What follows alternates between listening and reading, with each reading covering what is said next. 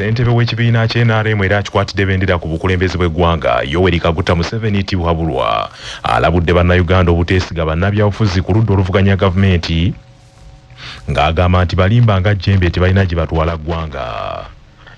Museveni asinzidde mu disitulikiti ya Alebutong ne Otuke mu kuwenja akalulu akanaamukomyawo mu bukulembeze bw'eggwanga lino ku kisanja ekyomusanvu ekyakalulu. Mwami Yoweri Museveni agambye nti bannabyabufuzi abali ku ludda oluvuganya gavumenti tebalina kirooto kya nkizo kitwala ggwanga mu maaso. Agambye nti singa abalonzi banaamala gakyusa bukulembeze nga tebasoose kwebuuza ku bantu ab'enkizo ne basuula obukulembeze bwe bamaze okugezesaako boolekedde okufiirwa n'akatono ke bafunyeeko ng'obutebenkevu, emirembe, enkulaakulana, obutale n'ebirala. Tribe massacring the other tribe in the army, we have never had those problems. Even the people who are not with us, we bring them peacefully to our side. So this is liberation of Uganda eventually. And the second point was unity. We don't believe in division of tribes or religion, or looking down upon women, or looking down upon the youth. That's why here we try to bring up everybody, because everybody is valuable. How many women were in parliament in 1962? I think there were only 3, and yet women are 50% of the population of the country. Jeno Yoweri Museveni era asuubiza nti wakutandikawo ebifo bya bannamakolero mu bitundu by'e Kaluma okwongera okusembeza obuweereza n'obutale eri disitulikiti eziri mu bukiikakkono n'ebbendobendo ly'e Lango. Agambye nti kino kyakuyambako n'okwongera okutondawo emirimu mu kitundu ekyo n'okulwanyisa obwavu mu bbendobendo ly'e Lango. That's how modern economies operate. It is the Ronyo which produces teach. The government jobs are very few. Now, they are coming from just agriculture, 4 acres has created already 26 jobs. Jobs are coming from, let's say, factories. And when I built the power station at Karuma, I want an industrial park nearby there. So, this is how jobs are to be got. All the NRM leaders and population should be clear about this in the districts where we can have these industrial parks. Ebyo nga bibityo omukulembeze w'ekibiina kya National Unity Platform NUP Robert Kyagulanyi Ssentamu asuubizza nti bw'anaakwata obukulembeze bw'eggwanga lino ekimu ku byagenda okutandikirawo kwe kwongeza emisaala gy'abasirikale n'abalala ab'ebyokwerinda bakomye okwenyigira mu bikolwa ebityobola eddembe ly'obuntu nga banoonya emmere ya leero. Kyagulanyi Robert Ssentamu okwogera bino asinzidde mu bitundu by'e Bugwere ne Namutumba gy'akubye enkuŋŋaana olunaku olwaleero n'ategeeza nti ebimu ku bijjako ab'ebyokwerinda ekitiibwa kyabwe kwe kwagala okufuna emmere ey'amangu ne bawunzika nga baweebuuse. Robert Kyagulanyi Ssentamu agambye nti nga yakakwata obukulembeze bw'eggwanga agenda kuyingiza abasirikale abawerako mu bitongole by'ebyokwerinda era abawa omusaala ogubasobozesa okukola emirimu gyabwe nga beetengeredde bakume bannayuganda n'ebyabwe. Manyi nti mumwe abali wano abamu kumwe muli bapoliisi abalala abasirikale abalina mwina baganda bammwe oba mikwano gyammwe nga bapoliisi ate nga basirikale naye nga babonaabona bannanga okusookera ddala abapoliisi n'abasirikale temubalaba nga abalabe bammwe baganda baffe bano bakyali baffe bano twakula nabo bano abantu baffe babonaabona. Sometimes najja n'okuuma eddembe n'amaliriza nga kubya embooko kubanga ali stressed n'abasuubiza era njagala okusinziira wano basuubiza ti mu Uganda empya nammwe mugenda kufunamu kubanga owa poliisi n'omusirikale asookerwako omusaala ogujja kusembayo okubeera omutono gw'omusirikale n'owa poliisi egenda kuba $1,000,000. Kyagulanyi Robert Ssentamu mu ngeri emu agambye nti agenda kwongera ku muwendo ogw'abasawo mu malwaliro wamu n'okuzimba amalwaliro amaggya mu buli kitundu kya ggwanga. Omusajja wa bodaboda najja nga afuuyira akagalo omukazi wazaale bulungi bwazaala obulungi neebaza Katonda nga kiringa ekyamagero. Olunaku lwaleero tufiirwa abakazi 20 buli lunaku nga bazaala 20 every day.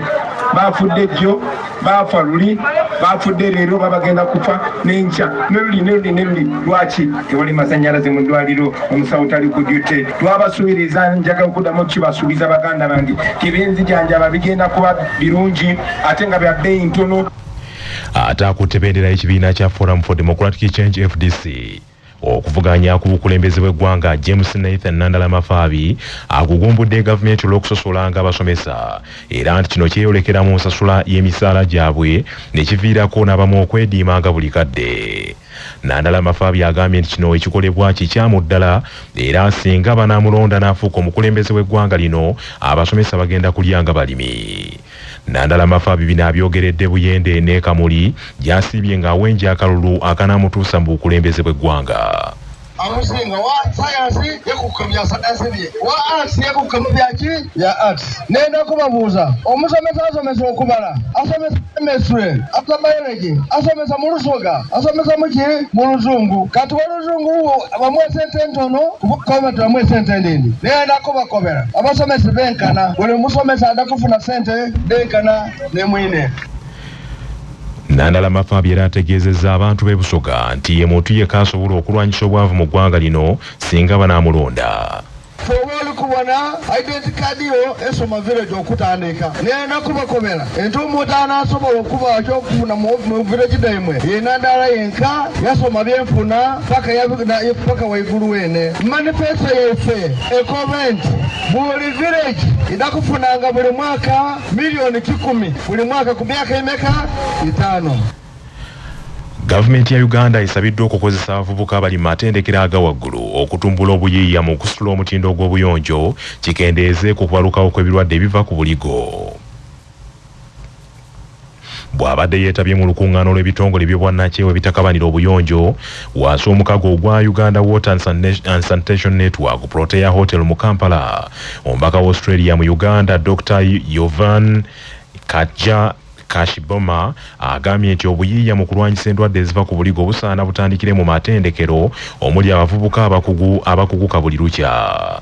Omubaka ono era agambye nti Uganda erina omukisa gw'abavubuka abalina obumanyirivu mu kukyusa embeera z'abantu mu by'obuyonjo, kwe kusaba gavumenti erowooze ku bavubuka abo ebayingize mu nteekateeka ez'okulwanyisa obuligo. Over the next 2 days, you will showcase innovations, share strategies, and prepare advocacy tools for policymakers. These are powerful instruments. They will help ensure that the solutions we discuss here are not left in conference halls, but that they actually influence real decisions in Parliament, in ministries, in local governments. George Boka, memba w'omukago ogutakabanira obuyonjo mu lukiiko lw'eggwanga olukulu, agambye nti okubeera n'amazzi amayonjo kitundu ku ddembe ly'obuntu erisookerwako. This conversation has come at the right time when we have put in place National Strategic Plan, the National Development Plan 4, with a medium-term expenditure framework that needs to be operationalized through an annual work planning and budgeting process that is all-inclusive, bringing on board all key stakeholders and partners. Senkulu w'omukago ogutaba ebitongole by'obwannakyewa ebitakabanira obuyonjo gwa Uganda Water and Sanitation Network Unia Musaazi asabye abakulembeze ku mitendera gyonna balowooze ku masomero, amalwaliro n'ebifo mu kuŋŋaanira abantu abangi. Well, we are calling on all the politicians who are standing at different levels, the different political parties, to take note of the 5,000 schools, the close to 2,000 healthcare facilities. Engineer Wilberforce Kimezire omukungu mu kitongole eky'abaana mu nsi yonna ekya UNICEF agambye nti okwongera ensimbi mu gavumenti ez'ebitundu kijja kuyamba nnyo mu kubunyisa amazzi amayonjo. Because without financing, we shall be talking stories. So we need financing so that we are able to scale up and try to achieve the sustainable development goals. At least to reach somewhere towards the target. So this is my goal and this is UNICEF's goal.